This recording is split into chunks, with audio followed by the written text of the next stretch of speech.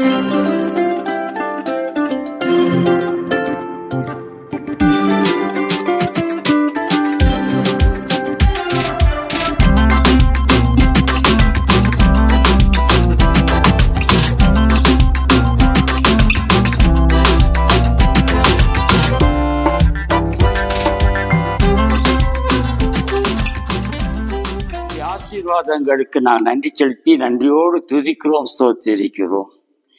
மனிதர்கள் அத்தனை பேரும் சுகத்தோடும் பலத்தோடும் ஆண்டவரே சகல விதமான வசதிகளோடு கூட இருக்க வேண்டும் என்பதுதான் உம்முடைய திருவுள்ள சித்தமாக இருந்தது. ஆனாலும் ஆண்டவரே சாத்தானுடைய சோதனையினாலே உலகத்திலே மனிதர்களுக்கு பிணிகளும் பிசாசின் கொடுமைகளும் இருப்பதோடு இயற்கையிலே பலவிதமான மாற்றங்களையும் நான் பார்த்து கொண்டிருக்கிறோம். என்ன நிலை இருந்தாலும் நீர் எங்களை ஆசீர்வதிக்கிற ஆண்டவர். உம்முடைய ஆசீர்வாதங்களை நாங்கள் நினைத்தவர்களாக கடவுளுடைய செய்தியை உணர்ந்து கொள்ள இந்த நேரத்திலே எங்கள் கிருபை தந்து காத்து கொண்டருளும். இயேசு கிறிஸ்துவின் இனிய நாமத்தில் மிகுந்த பணிவன்போடு மன்றாடுவோம் சுவாமி. ஆமேன். ஆண்டவராய் இயேசு கிறிஸ்துவுக்குள் அருமையானவர்களே, இயேசு கிறிஸ்துவினுடைய இனிய நாமத்திலே உங்கள் ஒவ்வொருவருக்கும் வேண்டிய அன்பு நிறைந்த நல் வாழ்த்துதல்களை தெரிவித்துக் கொள்கிறேன். வேதத்திலிருந்து சில பகுதிகளை சொல்ல எனக்கு சரியா படிக்க முடியாது, அதான் நீங்க படிக்கணும்.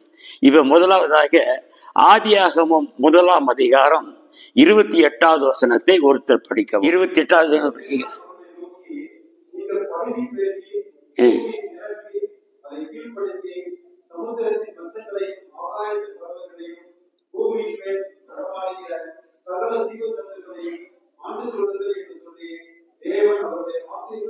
போதும். தேவன் அவர்களை ஆசீர்வதித்தார். அருமையானவர்களே, இந்த ஆசீர்வாதம் தான் பைபிள்ல வேதத்துல வரக்கூடிய முதல் ஆசீர்வாதம். ஆபிரகாமுக்கு ஆதியாகமம் 12ஆம் அதிகாரத்தை படிக்கும் பொழுது ஒரு பெரிய ஆசீர்வாதம் தர்றாரு. அது பெரிய ஆசீர்வாதம். ஆனால் அருமையானவர்களே, பெரிய ஆசீர்வாதம் அது அல்ல. இந்த ஆதியாகமம் 1ஆம் அதிகாரம் 28வது வசனத்தை சொல்றதா பெரிய ஆசீர்வாதம். இந்த ஆசீர்வாதம் என்ன சொல்ல இருக்கிறது? பலுகி பெருகுங்கள், பூமியை கீழ்ப்படுத்திக் கொள்ளுங்கள், அவைகளுக்குள் ஆட்சி செய்யுங்கள். இவ்விதமான ஆசீர்வாதங்களை என் கடவுள் யெகோவா தெய்வம் மனிதனை படைத்து, மனிதனை சிறப்பாய் படைத்து அந்த ஆசீர்வாதங்களை தருகிறதை குறித்து நாம் பார்க்கிறோம். மனிதனை சிறப்பாய் படைக்கிறார் என்று சொன்னா அந்த 26வது வசனத்தை படிச்சு பார்க்கணும். படிங்க.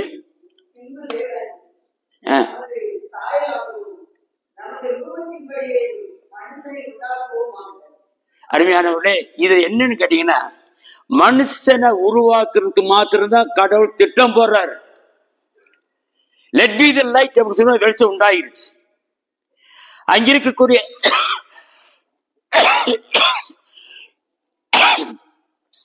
ஒவ்வொன்றுக்கும் பேர் சொல்லி அந்த படைப்புகள் அனைத்தையும் படைக்கிறார். அப்படி படைத்த படைப்புகளை பற்றி சொல்றத ரொம்ப நேரம் நான் சொல்லலை. அப்படி படைக்கும் பொழுது வார்த்தையினாலே அனைத்தும் படைத்து விட்டு 26ஆம் வசனத்துக்கு வரும் பொழுது ஆண்டவர் மனிதனை உண்டாக்குவோமாக, அவனை தமது சாயலின்படியும் ரூபத்தின்படியும் படைப்போமாக. கடவுள் செய்திருக்கக்கூடிய முதல் திட்டம் அவருடைய போற்றக்கூடிய நம்ம ஏதோ ஒரு கட்டடம் கட்டுறோம், அதுக்கு எஸ்டிமேட் போறோம், திட்டம் போடுறோம், செய்யறோம். அது மாதிரி கடவுள் மனிதனை படைக்கிறதுக்கு திட்டம் போடுறார். எப்படி திட்டம் போடுறார்? தன்னுடைய சாயலாக தன்னுடைய ரூபத்தின்படி மனிதனை படைப்போமாக. இது ஒரு பெரிய சப்ஜெக்ட். இது அதெல்லாம் தெரிஞ்சுங்க, அதுக்கு மேல போகணும். இருக்கட்டும். மனிதனுக்கு கடவுள் ஒரு சிறப்பான மனிதனை படைக்க வேண்டும், ஒரு திறமையான மனிதனை படைக்க வேண்டும், தன்னை போல அவன் செயல்பட வேண்டும், தன்னுடைய சாயலாக அவன் இருக்க வேண்டும் என்று மனிதனை கடவுள் படைக்கிறார். மனிதன் அந்த ஆதியா 3ஆம் அதிகாரம் 15ஆம் வசனத்தில் படிக்கும் பொழுது, சாத்தான் மனிதனுக்குள்ளாக வந்து மனிதனுக்கு பெருமை தருகிறான், பெருமையை அவன் சொல்லுகிறான். நீங்களாம் கடவுளை போல ஆகிடுவீங்கப்பா, நீங்களாம் கடவுளை போல ஆகிடுவீங்க. கடவுள் என்ன சாப்பிட சொன்னாரா? அது சாப்பிடுங்க. அருமையானவர்களே, மனித வர்க்கத்திலே, மனித இனத்திலே முதல் ஒரு சோதனை ஆதாமுக்கும் ஏவாளுக்கும் வருகிறது. ஆதாமுக்கும் ஏவாளுக்கும் வருகிறது. அந்த சோதனையிலே அவர் விழுந்து விடுகிறார்கள், பாவத்துக்குட்படுகிறார்கள். அந்த பாவத்தினுடைய சம்பளம் ரோமர் 6ஆம் அதிகாரம் அந்த கடைசி வசனத்துக்கு முந்தின வசனத்தை படிங்க. ரோமர் 6ஆம் அதிகாரம். பாவத்தின் சம்பளம் மரணம் எழுப்பார்கள்.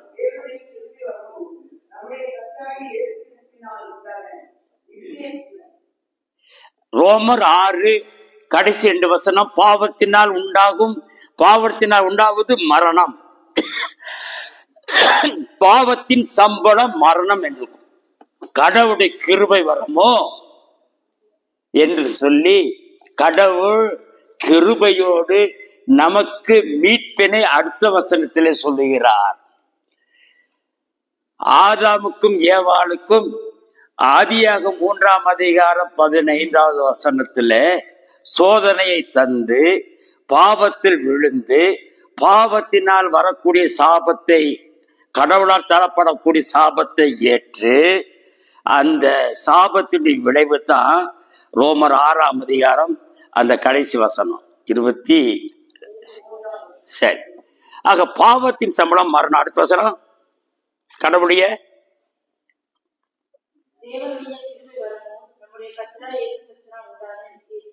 ஆமா, நமக்கு நித்திய ஜீவன் இருக்குது, நித்திய ஜீவன் இருக்குது. நித்திய ஜீவன் சொன்ன எப்படி இருக்கணும்? நாம் சுகத்தோடும் பலத்தோடும் எல்லா விதமான ஒரு ஆசீர்வாதங்களோடும் நாம் இருக்க வேண்டும். நம்ம பார்க்கும் பொழுது இந்த நேரத்தில் எசாயா தீர்க்கதரிசன புஸ்தகம் 53ஆம் அதிகாரம் 4வது 5வது வசனத்தை படிங்க. இந்த வசனத்தில் சொல்லுகிறது என்னவென்றால், அருமையானவர்களே, ஆண்டவராகிய கடவுள் மனிதனுக்கு மீட்பு பெற்று ஆசீர்வாதங்களோடு இருக்க வேண்டும் என்பதற்காக கடவுள் தந்திருக்கக்கூடிய சாபத்தை கடவுளே மாற்ற விரும்புகிறார். பாவங்களை குறித்து அங்கு சொல்லப்படுகிறது. அது மாத்திரமல்ல, அதுல மிக முக்கியமான ஒரு காரியம் 1 பேதுரு 2ஆம் அதிகாரம் 24வது வசனத்துல, 1 பேதுரு 2ஆம் அதிகாரம் 24வது வசனம்,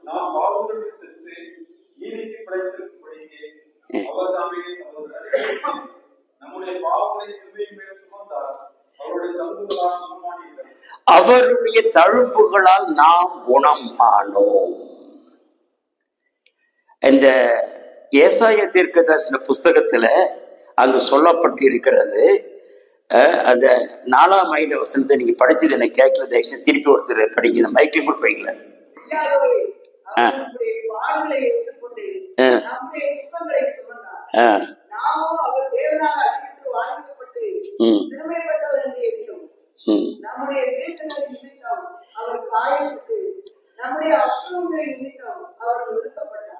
இங்க பாருங்க,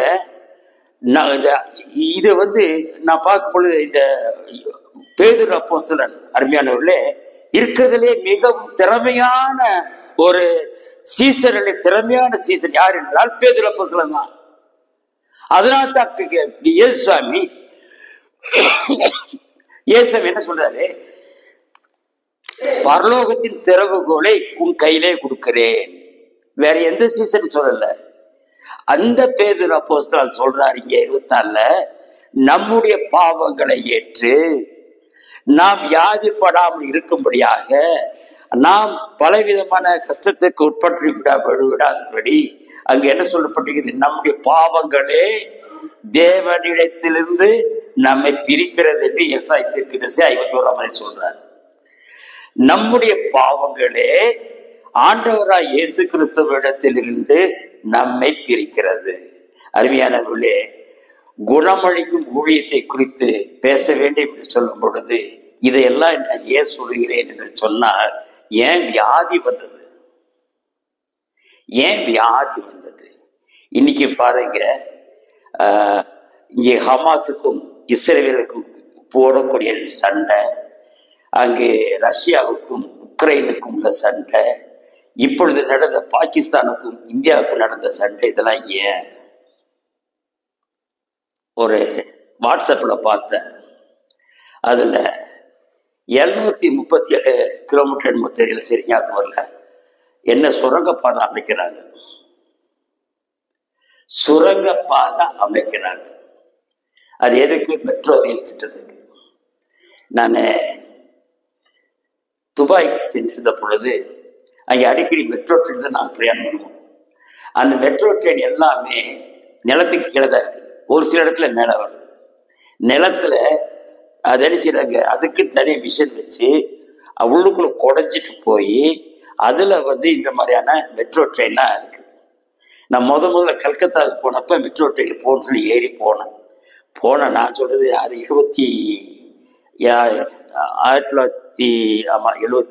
1980 அந்த மாதிரி போகும்போது எனக்கு ரொம்ப ஆச்சரியம். அங்கே டிக்கெட்டு போய் ஒரு கேட்டில் காட்டினாப்புல அந்த சிஸ்டம் கிடையாது. போன கேட் திறக்குது, போகிறோம், டிக்கெட்டே ஏறினா ட்ரெயின் அவ்வளோ பிரமாதமாக இருந்துச்சு. அடே இவ்வளோ பிரமாதமாக இருக்குத என்று சொல்லி ஆச்சரியப்பட்டோம். சரி, இது நான் சொல்ல துபாயில், இந்தியாவிலே போடுறாங்க. அருமையானவர்களே, இன்னைக்கு எங்கள் தோட்டத்தில் விவசாயம் பண்ண முடியல. ஏன்? காட்டு மாடு எவ்வளோ வருது? 20 மாடுக்கு மேலே வருது. என்ன செய்ய முடியும்? எங்கள் தோட்டத்தில் எல்லாமே அழிஞ்சு போச்சு. எல்லாம் என்ன ஒன்று செய்ய முடியும்? எங்கள் வீட்டு நிறைய பிளம்ஸ் மரம் இருந்துச்சு, பேரி மரம் இருந்துச்சு, ஆப்பிள் மரம் இருந்துச்சு, இது எந்த பழங்களாக இருந்துச்சு. ஆனால் இப்போ ஒன்றுமே இல்லை. காரணம் காட்டு மாடு. ஏன் காட்டு மாடு வருது? நீங்கள் போய் மிருகத்துடைய குடியிருப்ப நீங்கள் போனீங்கன்னா சுனாமி வருது. ஏன்? நிலத்தை தோன்றுனீங்கன்னா, காட்டை அழிச்சிட்டீங்கன்னா, அதனால தான் சுனாமி வருது. மனிதன் தன்னுடைய வசதிக்காக இந்த காரியங்களை பொல்லாத கடவுளுக்கு விரோதமாக காரியங்களை செய்யும் பொழுது பாவங்கள் வருகிறது. பாவங்கள் வரும் பொழுது அது வியாதிகள் வருகிறது. வியாதிகள் வரும் பொழுது மனிதனின் வாழ்க்கை சுருங்குகிறது. அருமையா சங்கீதம் சொல்றா, மனிதனுடைய வாழ்க்கை 70 வருஷம், பலத்தின் மிகுதியால் 80 வருஷமா இருந்தாலும் அது சஞ்சலமும் வீண் என்று சொல்லப்பட்டிருக்கிறது. மனிதனுடைய வாழ்க்கை 70 வருஷம். ஏன் 70 வருஷம் கொடுக்கலையே கடவுள்? நித்தியமாக தான் இருக்க சொன்னார், சாகாமதான் இருக்க சொன்னார். நீங்க நினைச்சு பார்க்கலாம், இன்னைக்கு இருக்கக்கூடிய ஜனத்தொகையில இந்த மாதிரியான ஒரு என்ன சொல்றது, இந்த மாதிரியான ஜனத்தொகை இருக்கும் போது இதுக்கு வசதியில வேணும்ல அப்படின்னு நீங்க நினைக்கலாம். ஆனா அருமையானவரே, கடவுளால் கூடாதது ஒன்றுமில்லை. இதெல்லாம் லேசான காரியம், லேசான காரியம் கடவுளுக்கு. நீங்க இயற்கை அழிச்சுட்டா உங்களுக்கு வசதி வேணுமா? கடவுளுக்கு தெரியுங்க. இயற்கை நீங்க அழிக்கிற, கடவுளுக்கு திட்டமில்ல, அது சித்தம் இல்லை. ஏன் நீங்க பூமி தோன்ற, கடவுளுக்கு சித்தம் இல்லை. அருமையானவர்களே, பாவத்தின் சம்பளம் மரணம். பாவத்தின் நாளே கிடைக்கிறது வியாதிகள். இந்த வியாதிகளை குறித்து நான் பார்க்கும் பொழுது கடவுள் என்ன செய்யறாரு? உங்களுடைய தேவைகள் ஆவற்றை அறிந்திருக்கிற. மத்திய 6 அதிகாரம் 8ஆம் வசனம்.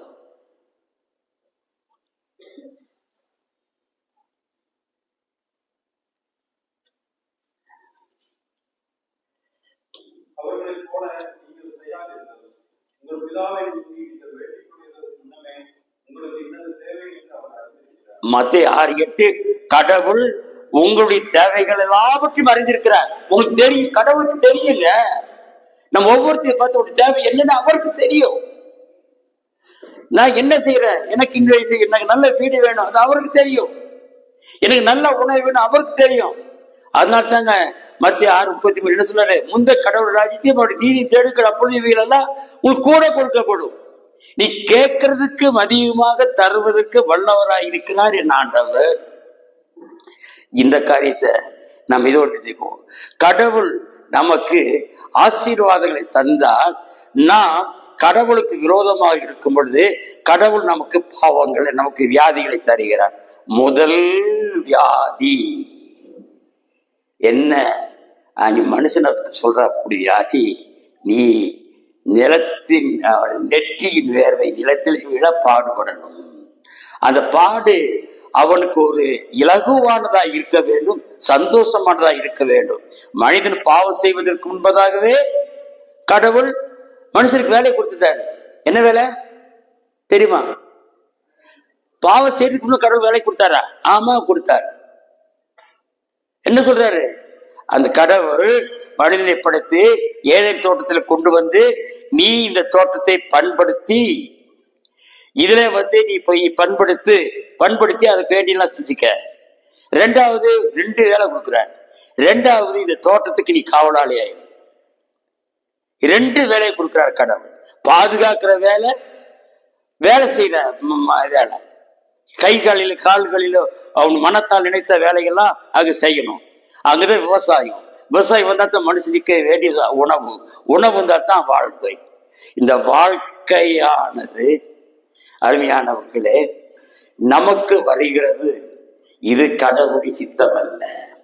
எனவே கடவுள் நினைக்கிறார், மனிதன் இந்த அளவிலே போய் தன்னுடைய சாயலாக ரூபத்தின்படி படைக்கப்பட்ட மனிதன் இந்த விதமான நிலைமைக்கு போகக்கூடாது என்பதனாலே மனிதனுக்கு வியாதி வருகிறது. இந்த ஏசாயா தீர்க்கதரிசி 53ஆம் அதிகாரத்தில் சொல்லக்கூடிய அந்த காரியங்களை குறித்து பார்க்கும் பொழுது நமக்கு வரக்கூடிய ஆக்கினை, நமக்கு வரக்கூடிய வியாதிகள் எல்லாம் எது நடந்துச்சு? நம்முடைய மீறுகள் நிமித்தமாக, பாவங்கள் நிமித்தமாக வருகிறது. ஆகவே மனிதனுக்கு தண்டனை. ஆனா அதே நேரத்தில் சொல்றாரு, யோவான் 14ஆம் அதிகாரம் 14ஆவது வசனம் படிங்க. யோவான் 14:14.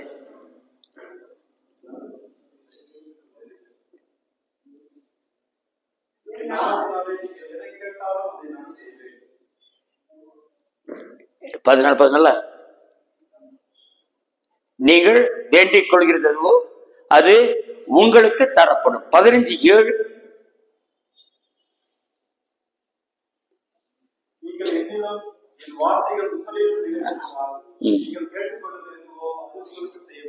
அருமையான பாருங்க, நீங்கள் நான் உங்களிலும் என் வார்த்தை, நீங்கள் என்னிலும் என் வார்த்தை உங்களே நினைத்திருந்தால் நீங்கள் கேட்கிறது எதுவோ அது கொடுக்கப்படும்.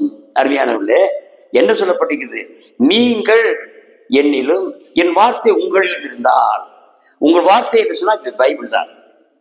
இந்த பைபிள் உங்களிடையே இருந்தா என்ன செய்யறேன்? அது உங்களுக்கு வேண்டிய ஆசீர்வாதத்தை தருகிறது. சங்கீதக்காரன் சொல்றான், காலைதோறும் உமது கிருபைகள் புதியது என்று சொல்லி. ஏன் காலைதோறும் புதியதுன்னு சொல்றாரு? யோசனை பார்த்தீங்களா? ஏன் சாயங்காலம் புதிய கிருபை இல்லையா? காலைதோறும் தான் புதுசா இருக்கணுமா? யோசனை பண்ணி பாருங்க. காலைதோறும் உமது கிருபை புதியது. அருமையானவர்களே, இரவிலே நாம் தூக்கத்துக்கு செல்றோம். தூங்கும் பொழுது நம்முடைய மனதிலே எந்த விதமான பாவம் இருக்கிறது இல்லை. நல்லா தூக்கிட்டு இருக்கும்போது பாவம் இருக்கிறது இல்லை. மனிதன் பாவம் இல்லாமல் இருந்தா தான் கடவுளுடைய ஆசீர்வாதம். மனிதன் பாவம் இல்லாத நிலையில தான் கடவுள் வார்த்தையை கேட்கணும். ஆக காலையில எழுந்திருக்கும் பொழுது இரவில எந்த பாவம் செய்யாதபடி காக்கப்பட்டவனாய் ஆண்டவர் என்னை காலையிலே விழித்தல செய்திருக்கிறாரே என்ற அந்த நிலையிலே நாம் ஆண்டவரை தேட வேண்டும். ஆண்டவருடைய வசனத்தை தேட வேண்டும். ஆண்டவருடைய ஜபத்திலே நாம் நினைத்திருக்க வேண்டும். இதெல்லாம் ஆண்டவர் சொல்லக்கூடிய காரியங்கள். இப்படி ஜபத்திலே நினைத்திருந்தார், வேதத்திலே நினைத்திருந்தார், நாம் எதை கேட்கிறோமோ அதை ஆண்டவர் செய்கிறார். மத்தேயு அழகா சொல்கிறார் மலைப்பிரசங்கத்திலே, உங்களுக்கெல்லாம் உங்களுடைய தேவையெல்லாம் எனக்கு தெரியும்பா, உங்க தேவையெல்லாம் எனக்கு தெரியும். ஆக உங்களுக்கு தேவை எனக்கு தெரியும்னா அதை நீங்க வாங்கிக்கணும். எப்படி வாங்கிக்கீங்க? நீங்க கேளுங்க. அருமையா மத்தேயு 7ஆம் வசனத்துல, மத்தேயு 7:7 அதுக்கு ஒரு அருமையா ஒருத்தர் சொல்லுவாங்க. மத்தேயு 7:7 கேளு கேளு, 7:7 கேளு கேளு. நல்லா மனசு வச்சுக்கோங்க. 7ஆம் அதிகாரம் 7ஆம் வசனத்துல கேளு. யார்கிட்ட கேட்கறது? கடவுள்கிட்ட கேளு. கடவுள்கிட்ட கேட்ட கடவுள் கொடுக்கிறார். கடவுள்கிட்ட கேளு, கடவுள் கொடுக்கிறார். மத்தேயு 7:7 கடவுள்கிட்ட கேளு. யோவான் 14:14 நீங்கள் ஆண்டவர்கிட்ட எது கேட்கிறோ அது உங்களுக்கு தரப்படும். யோவான் 15:7 என்ன சொல்லிருக்கிறது? என் வார்த்தை உங்களில் இருந்தால் நீங்கள் கேட்கறது உங்களுக்கு கொடுக்கப்படும். அருமையானவர்களே, இந்த வசனத்துல ஏன் சொல்றேன்னு சொன்னா, ஆண்டவர் நீ வியாதி இல்லாமல் சுகத்தோடு இருக்கணும், ஆகவே இதை நீ கேட்கணும். ஒரு சின்ன காரியத்தை சொல்றேன். நான் ஊழியத்துக்கு 1970 ஒரு பாஸ்டா வந்தேன். 70 நவம்பர் மாதம் 16 நான் வீட்டில் உட்காந்து கிறிஸ்துமஸ் ப்ரோக்ராம் போட்டுட்டு ஒரு கிராமத்துக்கு போயிட்டு திரும்பி வர்றேன். திரும்பி வரும்பொழுது அது ரொம்ப ராத்திரி ரொம்ப நேரம் ஆயிடுச்சு. அடுத்த நாள் காலையில் எனக்கு நான் சூலூர் அந்த ஊரில் இருக்கிறேன். திருப்பூரில் அங்கே தாலுக்கா ஆஃபீஸு, அங்கே நிலத்து சம்மந்தமாக தாசில்தார் பாருங்கன்னு சொல்லி இருந்துச்சு. சரி, காலையில் இருந்துச்சு. நான் என் தம்பி சேகரன் 2 பேரும் மோட்டர் சைக்கிளில் போகிறோம். பல்லடத்து பக்கத்தில் போகும்போது பெரிய ஆக்சிடென்ட் ஆகி என் தம்பி அங்கேயே இறந்துட்டான். எனக்கு தெரியாதுன்னுச்சுன்னா அப்போ மயங்கி கிடக்கிற அடி தலையில் அடி, கையில் இந்த கை முறிஞ்சிருச்சு, பல்லெல்லாம் போயிடுச்சு. இந்த மாதிரியான ஒரு சூழ்நிலையில் டாக்டர்கிட்ட போய் கேட்கும்போது பிழைக்கிறது ரொம்ப கஷ்டம். ஆனால் எனக்காக அங்கே இருக்கக்கூடிய ஜனங்கள்லாம் பெயர் பண்ணிக்கிறாங்க. நான் ஆச்சரிய பிரகாரம்மா இந்த நேரத்தில் நின்று உங்களுக்கு இந்த சாட்சியை சொல்றேன். அருமையானவர்களே, நான் சாலை கிராமம் எனக்குரிய ஒரு கிராமத்தில் இளையாங்குடியில் இருக்கும் பொழுது அங்கே இருக்கக்கூடிய இன்றைக்கு ஒரு பாஸ்டரா இருக்கக்கூடிய அவங்களுடைய அக்கா, அவங்களுக்கு பேய் பிடிச்சிருச்சுன்னா எனக்கு அப்படிதான் அதெல்லாம் ஓட்டுறது தெரியாது. ஆனால் தைரியத்தோடு ஆண்டவருடைய வார்த்தையை என் மனசுல ஏற்றுட்டு நான் போய் ஜெபம் பண்றேன். ஜெபம் பண்ணா ஆச்சரியமா இருக்குது, அது அப்படியே நின்றுச்சு. இன்னொரு வேலையை இருக்கிற ஊர்ல நான் பாஸ்டா இருக்கும் பொழுது அங்கே ஒரு பொண்ணு, ஒரு 17 வயசு இருக்க ஒரு பொண்ணு, அதுக்கு பேய் பிடிச்சிருச்சு. அது உடனே எனக்கு கூப்பிடுறாங்க. நான் போறேன்.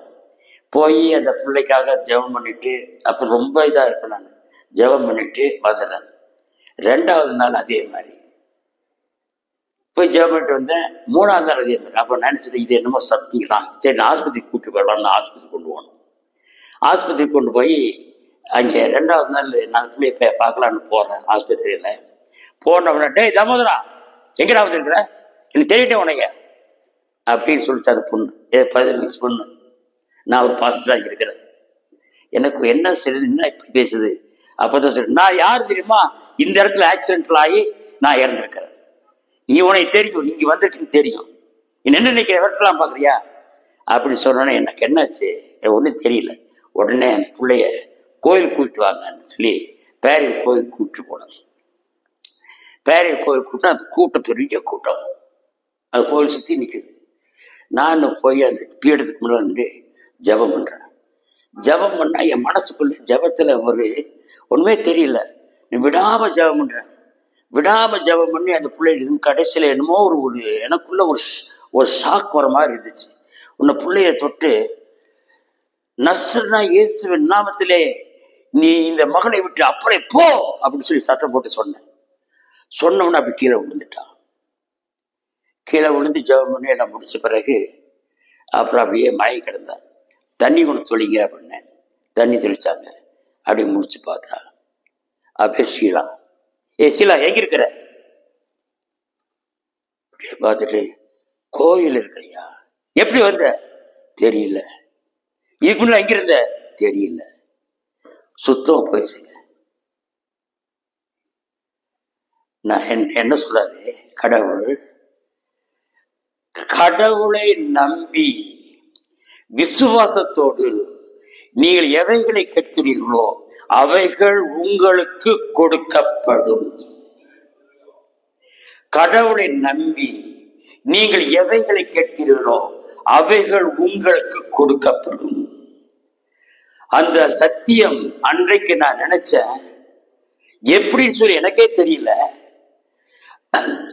முதல்ல இளையங்குடியில நடந்த ஒரு சம்பவம், 2வது பேரையூர்ல நடந்த சம்பவம். 2ஐயும் பார்க்கும்போது பிசாசுடைய வல்லமை அது எப்படிப்பட்டது அப்படிங்கிறது எனக்கு அப்பதான் தெரிஞ்சது. இது பிசாசை நாம் வேதத்துல படிக்கும் பொழுது ஒரு கேள்வி கேட்கலாம் நினைக்கிறவங்க. தேவாலயத்துல எருசலேம் தேவாலயம் இருக்கு இல்லையா, எருசலேம் தேவாலயத்துக்கு ஆண்டவர் எத்தனை முறை போயிருக்கார் தெரியுமா? நான் சொல்லியிருக்கேன் உங்களுக்கு ஏற்கனவே, இந்த கதை காட்டுறீங்க. 3 முறை போயிருக்கிறது. அந்த 3 முறையும் ஆச்சரியமான முறை தான். முதல் தடவை குழந்தையாக விருத்த சேதம் செய்வதற்காக 8ஆம் நாள் கொண்டு போகப்பட்டாங்க. 2வது நாள் அதை லூக்கா 3ஆம் அதிகாரத்துல இயேசுவாமி 12 வயதான பொழுது அவர் எருசலேம் தேவாலயத்துக்கு கொண்டு போகப்பட்டார். 3வதாக அவர் பவனிக்காக செல்கிறார். அந்த பவனி புதன் அவர் ஞாயிற்றுக்கிழமை போறார். அந்த நாள்லாம் போய் பெத்தானியாவுக்கு போயிட்டு திருப்பி எருசலேம் போறார். பெத்தானியா போயிட்டு, பெத்தானியா இருக்கிறா, அங்கே லாசருடைய வீடு இருக்குது. ஆக பெத்தானி போயிட்டு வந்துட்டு இருக்கிறார். வியாழக்கிழமை போயிட்டு வந்தாரு. வியாழக்கிழமை போய் அந்த பரிசுத்த திருவிருந்து ஏற்படுத்துறாரு. அடுத்த அப்படி வெள்ளிக்கிழமை பாடுபடுறார். அருமையானவர்களே, இதுல ஒரே ஒரு காரியத்தை மாற்ற சொல்றேன். வியாதியை என் ஆண்டவர் என்ன செய்தார்? முழுவதுமாக ஏற்றுக்கொண்டார். பாவங்களினாலே வரக்கூடிய வியாதி, அருமையானவர்களே, ஆராய்ச்சியாளர்கள் கண்டு சொல்லி இருக்கிறார்கள் 39 வகையான வியாதிகள். உலகத்திலே மனிதனுக்கு இருக்கக்கூடிய வியாதிகள் 39 வகையான வியாதி. ஒண்ணுன்னா சொல்றதுக்கு நேரம் இல்லை. ஆனா 39 வகையான வியாதிகள். இந்த 39 வகையான வியாதிகள் ஏன் வந்தது என்று சொன்னால், என் ஆண்டவர் இயேசுவாமி உலகத்திலே இருக்கக்கூடிய எந்த மனிதனுக்கும் இந்த 39 வியாதிகளை அவன் உடையவனாக இருந்தது இல்லை. ஏதோ வியாதி வரும், ஏதோ கோசிவாங்க, உடனே செத்து போயிடுவான். ஏதோ வியாதி வரும், கொஞ்ச நாள் கஷ்டப்படுவான், செத்து போயிடுவான். ஆனால் நம்ம சின்ன பிள்ளை நினைக்கிறது, இந்த ஹுமாயூனுக்காக இவர் அக்பர் வந்து இது வந்து அவரை பிழைக்க வச்சாரு, ஹுமாயூனை பிழைக்க வச்சாரு. அப்ப அவங்க எல்லாம் பிழைக்கிறது, என் உயிரை எடுத்துங்க ஆண்டவரு, என் மகன் ஹுமாயூன் பிழைக்கணும்னு சொல்லி அக்பர் சொன்னாரு. அப்படி சரித்திரத்துல படிக்கிறோம் இல்லையா? நான் அப்ப நினைக்கிறது என்ன, ஏசன் பெரிய ஒரு வாஸ்தவம் தான். இப்ப இந்த நாலேஜ் எனக்கு கிடையாது. எனக்கு வாஸ்தவம் தான். ஏசுவாமி அவர் என்ன செய்யறாரு? சுகப்படுத்துற, என்ன செய்யறாரு? உயிரோட எழுப்புறாரு. இதெல்லாம் என்ன பெரிய காரியம்? ஏசாமி பாடுபட்டாரு, இதெல்லாம் பெரிய காரியம் அப்படின்னு தான் நினைச்சிருப்பேன். ஒரு குழந்தை பாடுபடுது பாரு, ஒரு புழு நெருப்புல போட்டா அப்படியே இது இப்படி சாகுது இல்ல, அது புழு சாகுதே அப்படின்னு நம்ம வேதனைப்படுறோம். ஆனா கொஞ்ச நேரத்தில் செத்து போயிருது. ஆனா என் ஆண்டவரோ வியாழக்கிழமை சாயங்காலத்துல கெத்சேமனே தோட்டத்துக்கு போய் அவர், ஆண்டவரே எவ்வளவு பெரிய பாடுகள் எப்படி சகிக்கிறது, அவருடைய என்னென்ன பாடுபடுறாருன்னு மனசுல ஓடுது. இது ஒரு பெரிய மெசேஜ், அதை சுருக்கம் சொல்றேன். அவர் மனசுல ஓடுது, இவ்வளவு பாடுபடணுமா, இந்த பாடுகள் எப்படி ஏற்றுக்கொள்ள வேண்டும், அதுக்கு மனசுல திட்டம் போடுறாரு. திட்டம் போட்டு அங்க இருக்கிற பிரதான ஆசாரியர்களும் வேதப்பாரர்களும் பரிசேயர்களும் சதுசேயர்களும் இவங்கெல்லாம் சேர்ந்து இயேசுவை சிலுவையில் அடைகிறாங்க. சிலுவையில் அடைந்த பிறகு அவர் இறந்துறார். அதுக்கு முன்னால அவரை கொண்டு போய் என்ன செய்யறாரு? முதல்ல காய்பாட் கொண்டு வர்றாங்க, பிளாத்துக்கு கொண்டு வர்றாங்க, ஏரோது ராஜன் கொண்டு வர்றாங்க, திருப்பி பிளாத்துக்கு வர்றாங்க, மரண தண்டனை கொடுக்கப்படுகிறது. இந்த மரண தண்டனை இவர் போறல்ல. அருமையானவர்களே, இது ஏன் சொல்றேன்னு சொன்னா, பிணிகளை சுகமாக்கக்கூடிய ஊழியத்தை பற்றி பேசும்படி சொன்னாங்க. பிணிகளை சுகமாக்கக்கூடிய ஊழியத்தை நான் செய்கிறேன் என்று சொன்னார். என் ஆண்டவருடைய வல்லமை இல்லாதபடி என்னால் ஒன்று செய்ய முடியாது, யாராலும் எதையும் செய்ய முடியாது. அவருடைய ஆவி எனக்குள் வந்தாலுடைய, அன்னைக்கு நான் சொல்றேன்னு திருப்பி சொல்றேன், பேரையூர்ல நான் ஜெபம் பண்ண கிட்டத்தட்ட ஒரு 1 மணி நேரம் பண்ணிருப்பேன் நினைக்கிறேன். அது 1 மணி நேரம் எனக்கு ஒண்ணுமே தெரியல, ஜெபம் பண்ணனுடைய. ஆனா எனக்குள்ள ஒரு ஆவி வந்தது. என்ன நானே அதை வைத்து ஜெபம் பண்ண முடியாது, எனக்குள்ள ஒரு தூண்டுதல் வந்துச்சு. அந்த தூண்டுதலோடு ஜெபம் பண்ண அந்த பிசாசு அப்படியே போயிடுச்சு. அருமையானே, என்னுடைய அனில்குமார் தெரியும், என்னுடைய பிரதர் ஜெய்சி, அவருக்கு இங்க பெரிய வயிற்றுல கட்டி தெரியாம அவர் கொண்டு போய் மருத்துவமனையில கொண்டு போய் சேர்க்கும் பொழுது டாக்டர் பார்த்து சொல்றாரு, இந்த கட்டி இவர் பிழைக்கிறது கஷ்டம், ஆனா நாங்க ஆபரேஷன் பண்றோம், எங்களா முடிந்தது செய்யறோம். இந்த செய்தியை எங்கெங்க சொல்லணுமோ அத்தனை பேர் சொன்னோம். அத்தனை பேர் ஜெபிச்சாங்க. டாக்டர் போய் ராத்திரி 8 மணிக்கு ஆப்ரேஷன் ஆரம்பிச்சு அடுத்த நாள் காலையில் 6 மணிக்கு 10 மணி நேரம் ஆப்ரேஷன் 6 மணிக்கு தான் முடிச்சாங்க. முடிச்சுட்டு ஏதோ முடிச்சுட்டேன் அப்படின்னு போயிட்டார் வெங்கட்ராமன் டாக்டர். முடிச்சுட்டேன்னு போயிட்டார். ஆனா அடுத்த அப்படி ஒரு 2 நாள் கழிச்சு அந்த டாக்டர் கேட்குறது, நீ உயிரோடு இருக்கீங்களா? என்னது, நீங்க உயிரோடு இருக்கிறீங்களா? அழுப்பத்தில் என்று டாக்டர் கேட்டார். அப்ப அருமையானவர்களே, என் ஜெபத்தை ஆண்டவர் கேட்கிறார். ஏன் என்று சொன்னால் சுகத்தோடு வாழணும், ஏன் என்று சொன்னால் நலமோடு வாழணும், நான் வசதியோடு வாழணும், எல்லா விதமான மனிதனுக்கு இருக்கக்கூடிய எல்லா விதமான இன்பத்தோடு வாழ வேண்டும் என்பது கடவுளுடைய திட்டம். ஆனா உன்னுடைய பாவம் கடவுளத்தை பிரித்து ஒதுக்குது. ஆனா என் ஆண்டவராகிய கடவுள் நீ விசுவாசிக்கும் பொழுது அது உனக்கு ஆகும். அத்திமரத்தை பார்த்து சீசர்கள் அந்த கடைசி நேரத்தில் கேட்கிறாங்க. எப்ப பெத்தானியை போயிட்டு வெள்ளிக்கிழமை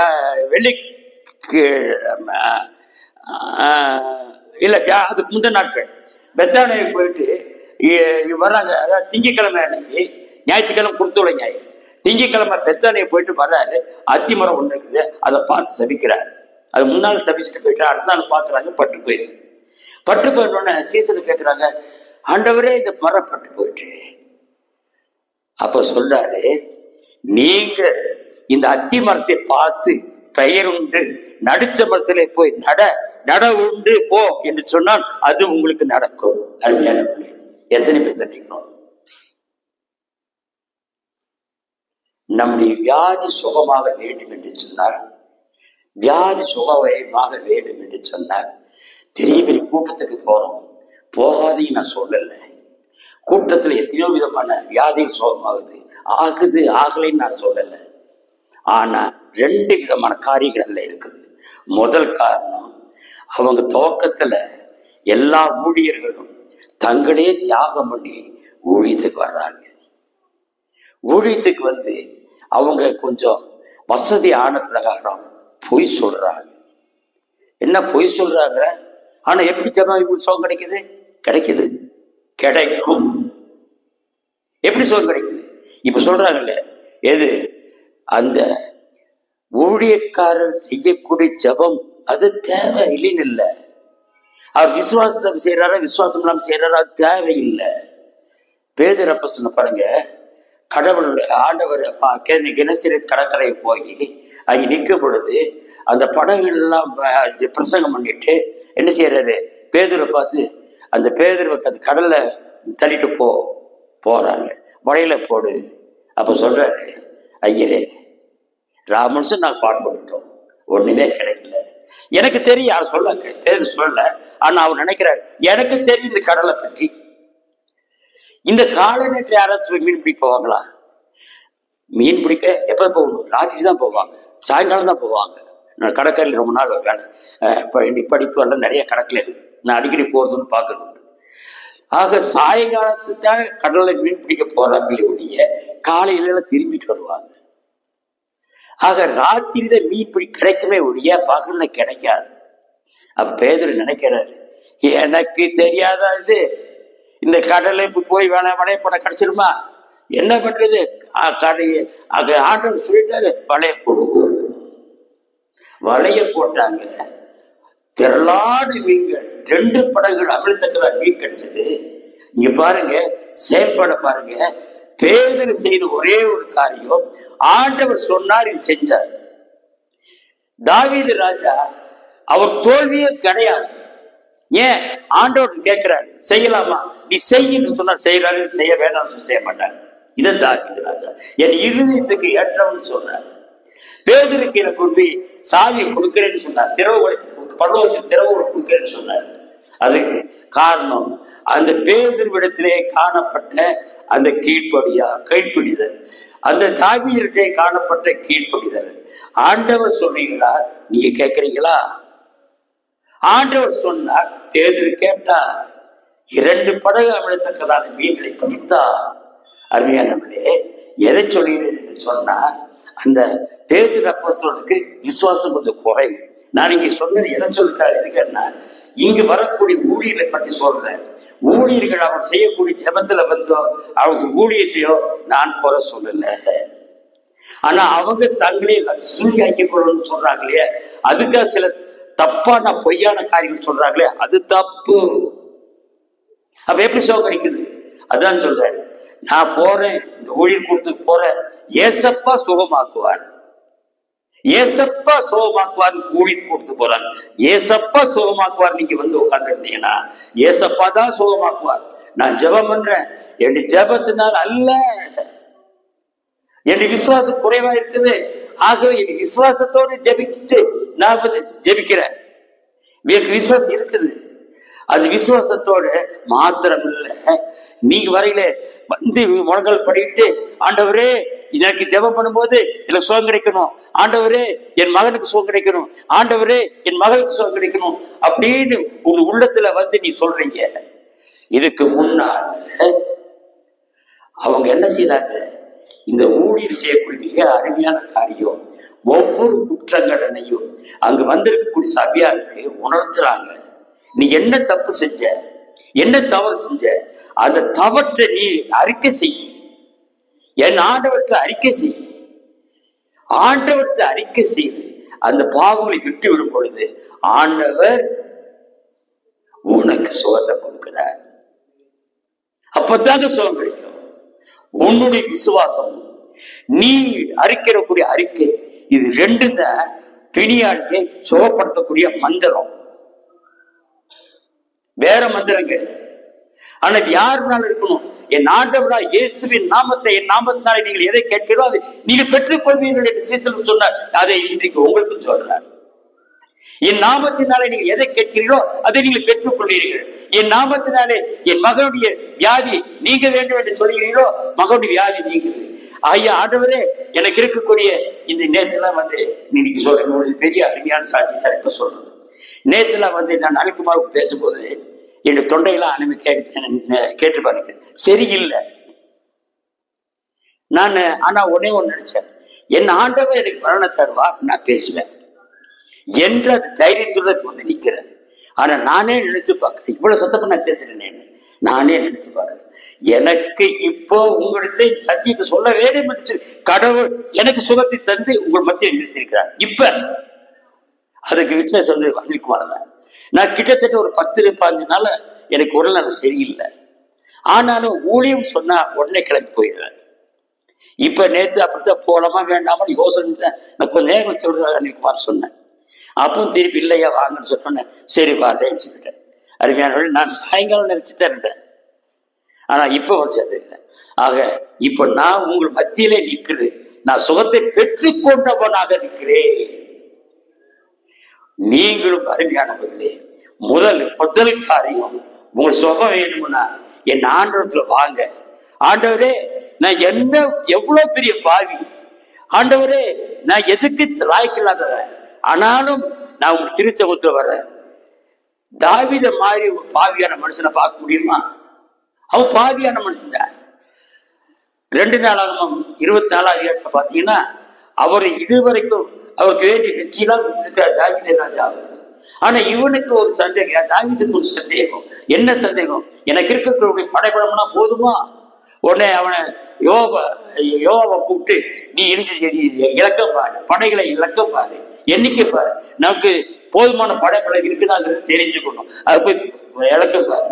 அப்ப சொல்றாரு, ஆண்டவர் உங்களை உலகத்தை நடத்திக்கிறாரு, இன்னும் ஆண்டவர் நம்பலையா என்று கேட்கும் பொழுது அவர் அங்க வந்து நாத்தான் தீர்க்கதரிசி சொல்றாரு, நீங்க ஆண்டவர் பாவங்களை தீங்கு செஞ்சிருக்கிறீங்க, ஆனாலும் பரவாயில்ல, ஆண்டவர் இடத்துல நீங்க போய் உடனே ஆண்டவர் அந்த 24 பார்த்தீங்கன்னா அடுத்த பக்கத்துல உடனே தாவீது செய்த பாவத்தை நினைச்சு வருந்தி அறிக்கையிட்டு விட்டு விடுறாங்க.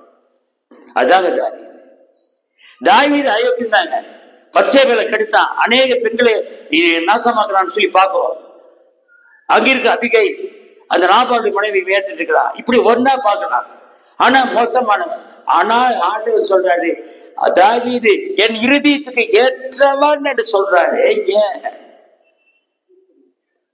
கடவுள் சொல்றது எல்லாம் விடாம செஞ்சுட்டு இருந்தார். இப்பொழுது நீங்கள் உங்களுடைய வாழ்க்கையில உங்களுடைய தவறுகள் இல்லாம நானும் இல்லை, நீங்களும் இல்லை. நீ செய்ய வேண்டியதெல்லாம் கடவுளுக்கு போய், ஆண்டவரே நீ இவ்வளவு பெரிய பாவியா இருக்கிறார், என் பாவத்திலிருந்து விடுதலை வேணும். அருமையானவர்களே, சுகம் வேணும்னு சொன்னா உன் பாவத்திலிருந்து விடுதலை வேணும். அதாங்க ஊழியக்காரர்கள் செய்யறாங்க. அதுதான் அவங்க செய்யக்கூடிய மெத்தட். அதனால அவங்களுக்கு ஊழியம் சக்சஸ் ஆகும். இன்றைக்கு இந்த நேரத்துல என்னுடைய இந்த சத்தியம் நிச்சயமா உங்களுடைய உள்ளத்தை தொடரணும். ஏன் தொடரணும்? மனிதனுக்கு வரக்கூடிய 39 வகையான வியாதிகள், என்னென்னமோ வியாதிலாம் வருது. சளி காய்ச்சல் சாதாரண வியாதி, அதிலிருந்து வருது புற்றுநோய் போன்ற பயங்கரமான வியாதிகள். இந்த வியாதிகள் எல்லாவற்றிலிருந்து நீ சுகம் பெற வேண்டும் என்று சொன்னா, நீ முதல்ல உன் முழங்கால கொண்டு போய் ஆண்டவருக்கு முன்னால போட்டுனா, முழங்கால் போடுறதுல என்ன முடியல. ஆனா முடிகிறவங்க முழங்கால் போடுங்க, ஆண்டவருக்கு போங்க. என் பாவம் இப்படி நான் பாவம் செஞ்சிருக்கிறேன் ஆண்டவரே, நீங்க சொன்னீங்க பேதுல சீசன்ல பார்த்து சொன்னீங்க, இந்த அத்திமரத்தை போய் நடன்னு சொல்லி, உனக்கு விசுவாசம் இருந்தால் நடக்கும். எனக்கு விசுவாசம் இருந்தால் என் வியாதி நீங்கும். எனக்கு விசுவாசம். யார் ஜெபம் பண்றீங்களோ உங்களுக்கு விசுவாசம். அதே நேரத்தில் இங்க இருக்கக்கூடிய கடவுள் செய்தியை தந்து கொண்டிருக்கூடிய எனக்கும் விசுவாசம் வேணும். பேதுரு அப்போஸ்தலன் ஒரு முழுமையான விசுவாசத்தோடு போய் கடலை மீன வளைய போடல சொல்லிட்டாரு கடவுள். ஆண்டவர் சொல்லிட்டாரு, போய் வளையல போட்டாங்க. நீங்கள் அதே மாதிரி ஆண்டவர் சொல்றாரு, சரி நீ முதல்ல கடவுள் அறிக்கை செய்யுங்க, இரண்டாவது கடவுளுடைய வார்த்தையை கேளுங்க, அதன்படி செய்யுங்க. பேதுரு செஞ்சாரு, தாவீது செஞ்சாரு, இன்னும் இருக்கக்கூடிய ஒவ்வொருத்தையும் கடவுள் மனிதன் அவங்கள செஞ்சாங்க. ஆண்டவர் செய்ய ஆண்டவர்கிட்ட கேட்டாங்க. ஆண்டவர் கேட்காம எந்த காரியத்தை செய்யல. ஆகவே ஆண்டவர் பற்றி பிரியமாயிருந்தார். அருமையானவர்களே, திரும்பவும் நான் சொல்றேன், உங்களுடைய விசுவாசம் தான் உங்களை குணப்படுத்த முடியும். அது முதல். இரண்டாவது, ஊழியக்காரன் ஜெபம் உங்களை சுகப்படுத்த முடியும். அதற்கு முன்னால உங்களுடைய ஆலயத்துல ஆண்டோடைய வார்த்தையை கேட்கணும். ஆண்டோடைய வார்த்தையை கேட்கணும், ஆலயத்துக்கு வரணும். ஆண்டோடைய வார்த்தையை கேட்கணும், ஆலயத்துல தான் கிடைக்கும். இயேசுவாமி கப்பர்நகூம்ங்கிற அவரு ஊழியத்தை ஆரம்பிக்கிறதுக்கு முன்னால அவர் இயேசுவாமி பிறந்தது பெத்லகேம். ஓடி ஒளிஞ்ச இடம் எகிப்து, திரும்பி வந்த இடம் கலிலேயா, நாசரேத்து. நாசரேத்திலிருந்து பெத்லகேம் பெத்லகேம்ல கன்னிமரியாளுக்கு இயேசுவாமி பிறக்கிறார். ஆக பெத்லகேமிலிருந்து தேவதூதனால் எச்சரிக்கப்பட்டு எகிப்து போயிறார். எகிப்திலிருந்து நாசரேத்துக்கு வர்றார். நாசரேத்துல வளர்றார். 12 வயசு வரைக்கும் 30 வயசு வரைக்கும் தெரியாது. ஆக 12 வயசுல தான் போய் என்ன செய்யறாரு, தேவாலயத்துக்கு போறார். தேவாலயத்துக்கு போய் அதுக்கு பின்னால பார்க்கும் பொழுது, அந்த யோவான் எல்லா சுவிசேஷங்களும் பார்க்கும் பொழுது அவர் என்ன செய்யறாரு, போய் என்ன செய்யறாரு, மக்களுக்கு போய் பிரசங்கம் பண்றார். என்ன பிரசங்கம் பண்ணார்? அவர் செஞ்ச பிரசங்கம் எல்லாம் மனம் திரும்புங்கள், கடவுள் ராஜ்யம் சமீபமாய் இருக்கிறது. கடவுள் சொன்ன வார்த்தை மனம் திரும்புங்கள். இன்றைக்கு அந்த கடவுள் உங்களிடத்துல சொல்லக்கூடிய வார்த்தை, உங்களுடைய பாவங்களை நினைத்து மனம் திரும்புங்கள், உங்களுடைய வாழ்க்கையை நினைத்து மனம் திரும்புங்கள், நீங்கள் ஆண்டவருக்கு விரோதமாக செய்தவரை குறித்து மனம் திரும்புங்கள். ஆலயத்து ஆராதனைக்கு வருவதில் எனக்கு பலவிதமான சோதனை வராமல் இருக்கிறதை குறித்து மனம் திரும்புங்கள். இங்கு பில்பூட்டில சொல்லக்கூடிய ஆண்டவருடைய வார்த்தையை நீங்கள் ஏற்றுக்கொண்டு அந்த வார்த்தை சொல்லுகிறபடி அதை உங்கள் உள்ளத்திலே அதனை உள்வாங்கி கொண்டு உள்வாங்கிக் கொண்டது உங்களுடைய சிந்தனையிலே அது தூண்டப்பட்டு மனம் திரும்புங்கள். இது முதல்ல. இரண்டாவது, ஆண்டவரே இந்த தேவை எனக்கு வேணும், ஆண்டவர்கிட்ட கேளு. 7:7 முதல்ல மனம் திரும்பு, இரண்டாவது கேளு. எப்படி கேட்கறது? உள்ளத்துல என் ஆண்டவர் நிச்சயமா செய்யறான் என்ற அந்த நம்பிக்கையோடு நீ கேளுங்க, அது உங்களுக்கு கிடைக்கும். இந்த நேரத்துல அருமையானவர்களே, நாம் அந்த நிலைமையோடு நாம் அனைவரும் ஆண்டவருடைய திருச்சமூகத்திலே நம்முடைய ஜெபத்தை எடுப்போம்.